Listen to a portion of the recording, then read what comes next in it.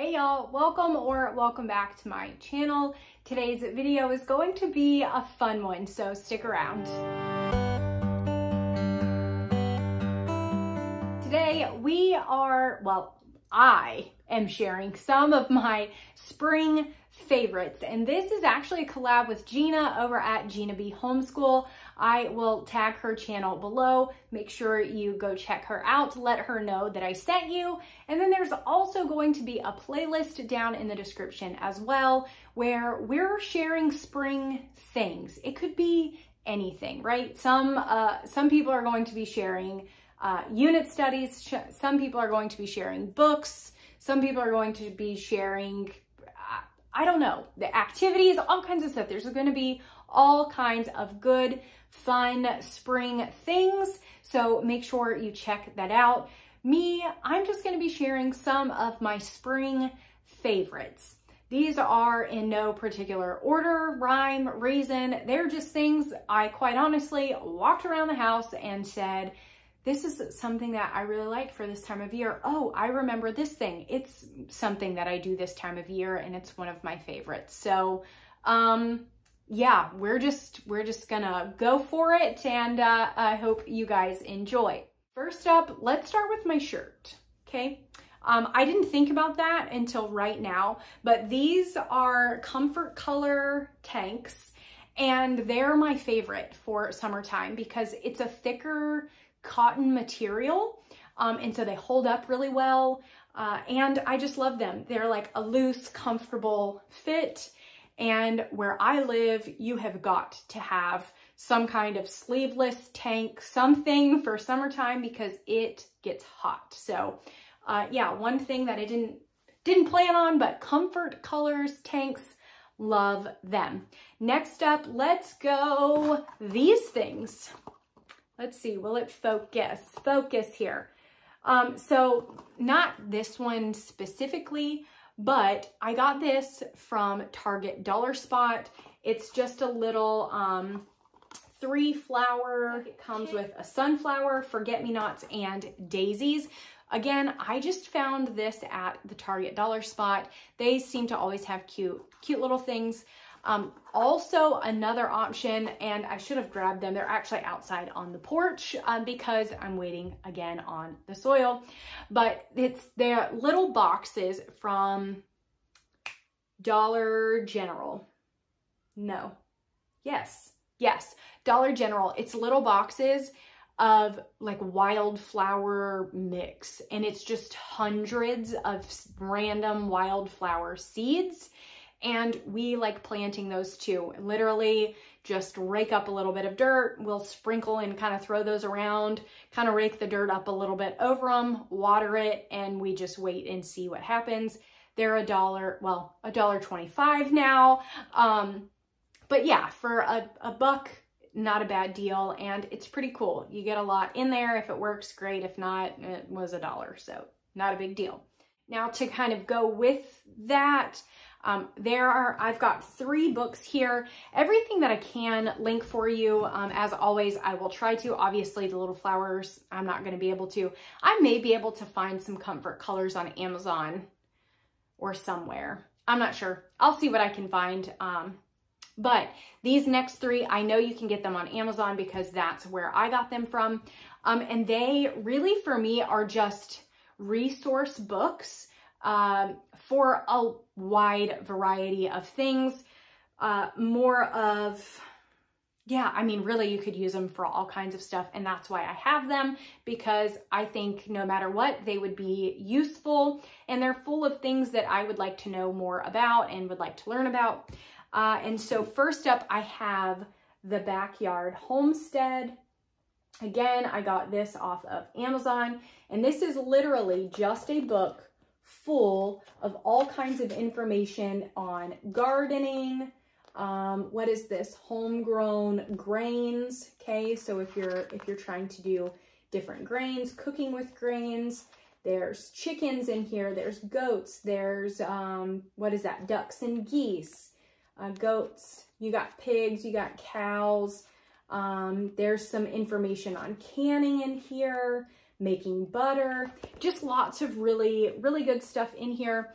And the idea for this one is that you can do a lot of these things in your backyard and utilize some of the space that you already have. If you don't have, 15, 20, 100 acres like some homesteads do, you can, find a way to utilize what you do have. So I really like that one. Another one that I like pretty well is the raised bed gardening for beginners. Same thing with this one. It's very minimal, but there is some good information in here. I quite honestly referenced both of these when trying to get our beds going, trying to figure out what to put where, companion planting, all of that kind of stuff. I used both of them, and they were helpful, in their own aspects. What's nice with this one is in the back, they give you some different profiles of, common plants, vegetables, fruits, things like that. And obviously the marigolds with flowers, just to kind of give you an idea of their growing seasons, where to plant them, how to know when to harvest, all that kind of stuff. This one is a good one.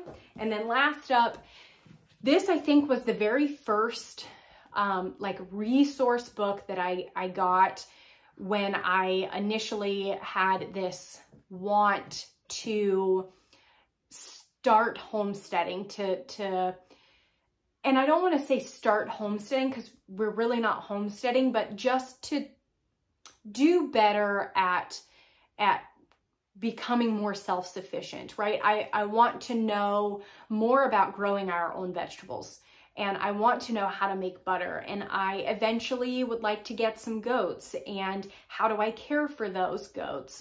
We have chickens, and so how to care for them, some ideas on different breeds and things like that. So anyway, no matter where you are on this spectrum of living off-grid, fully self-sustaining, all of that stuff, or if you are just someone who, maybe you want to dabble a little bit in, trying to grow some herbs or some flowers, or, very minimal, wherever you are, no matter what, I feel like this is a book that needs to be on every bookshelf for every person, because there is so much information in this, y'all. There is so much information. This is the Encyclopedia of Country Living. This happens to be the 50th anniversary edition. So much good stuff in here. I love this one. I have used this a ton as well. I will say it can get a little overwhelming just because there is a lot of information in here. But if you kind of have an idea of where you're going, what you're thinking, then you can go to that specific thing and find what you're looking for. That's what I like with the Backyard Homestead. Again, it's a lot of good information. It's just quite a bit smaller, and it's a little bit easier to digest. So this is basically just the big version of this, the more in-depth version of this, if that makes sense. And there's a lot of these. I think there's like the backyard dairy, the backyard animals, or I don't know. There's definitely a lot in this backyard series here. So love those. I grabbed this because it's new, and we have been doing this for the last couple of days. My husband actually got this randomly. I had asked him to stop at Target because we needed a couple of things, and he naturally picked this up, and we have really actually enjoyed it. It's been really fun. And so that is Monopoly Discover. So if you have younger kids, I highly suggest this one. Like I said, we've really been enjoying it. There are 2 different levels. So you have a level 1 and a level 2. My daughter, she did great with level 1. She did really well with level 2 as well. If you may be new here, she will be 6 in June. So at her age, she was able to do both, and she was able to actually play and enjoy it. She wasn't, overwhelmed with directions or anything like that. And these are all of your cool little tokens, or these cute little animals, and they have like their own little like animal profile cards. You can read about what they do and all that kind of stuff. Really fun, and really a great way to introduce how to play Monopoly.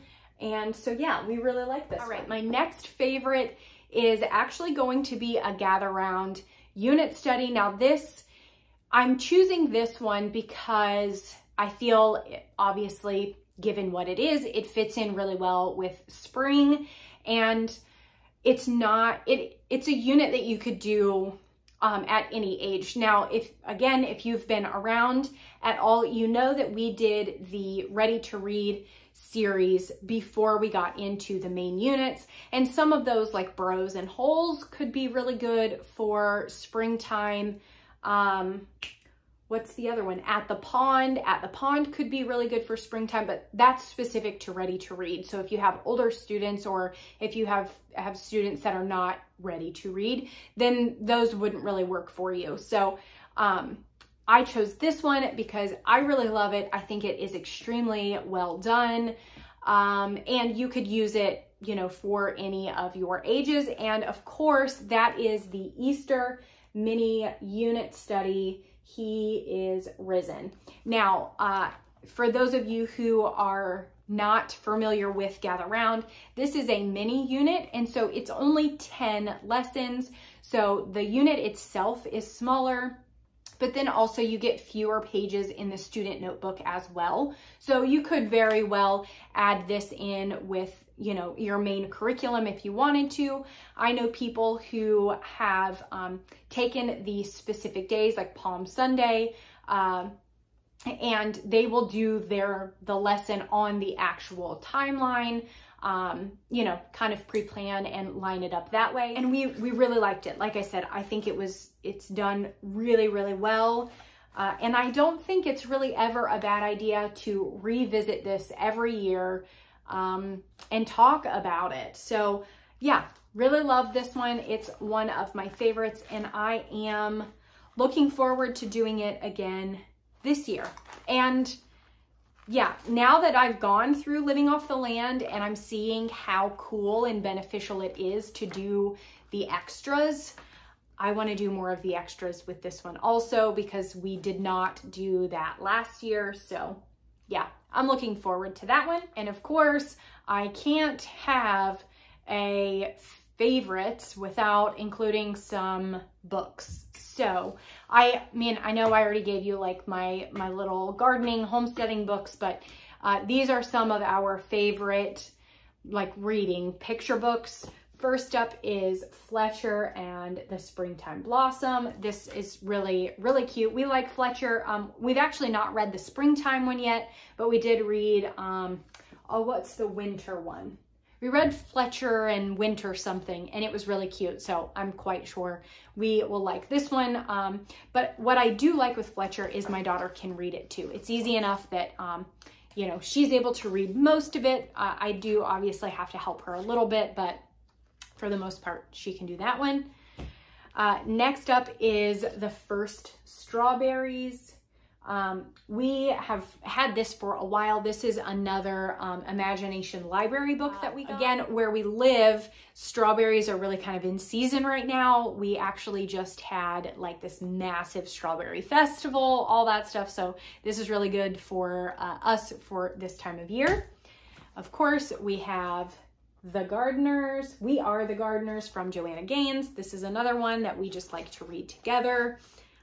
And it's easy enough for my daughter to read. And then lastly, of course, The Big Book of Blooms. We've got several of these books, and we really like The Big Book of books. So we could not leave Blooms out. This one is good for anything and everything.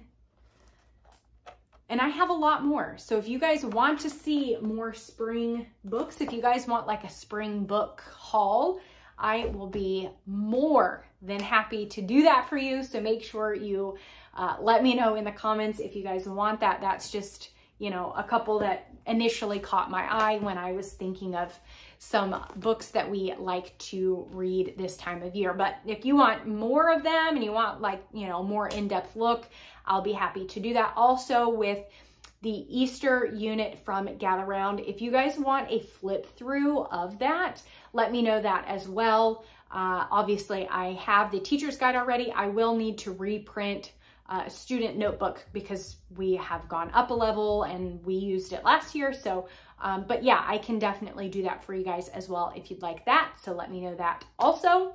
And that is it for today's video. As always, thank you guys so much for watching, and I will talk to you soon.